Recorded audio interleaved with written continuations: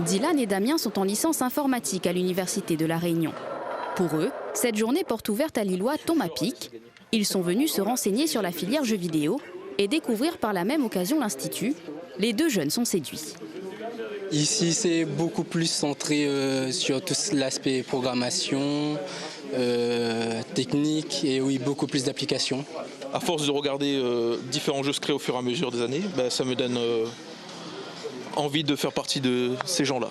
Je pense qu'il y a de bons professionnels ici. Le but, c'est de professionnaliser les gens pour que quand ils sortent de leurs études, ils soient prêts à être embauchés directement en entreprise, qu'ils n'aient pas encore d'autres formations à faire ou quoi que ce soit derrière. Dans cette salle, c'est la filière audiovisuelle qui est à l'honneur, un secteur porteur sur notre île qui, au fil des années, est devenu une terre de tournage.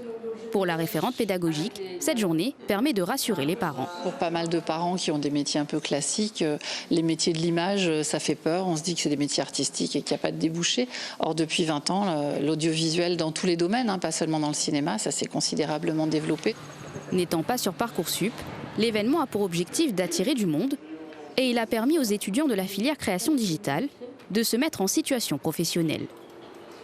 Notre projet, en fait, c'était tout de suite de faire la communication entière de cette JPO. Donc moi, j'ai été chargé de faire un peu de gestion, un peu de documents. On a eu une directrice artistique qui s'appelle Cassandra dans notre classe et qui s'est occupée de faire des visuels. C'est des travaux qu'on pourrait réaliser plus tard en agence de communication ou en entreprise plus tard. Jeux vidéo, animation 2D et 3D, création digitale, cinéma, télévision. Lillois, c'est donc 3 écoles en une. En l'espace d'une journée, l'école aura réussi à attirer plus de 500 visiteurs.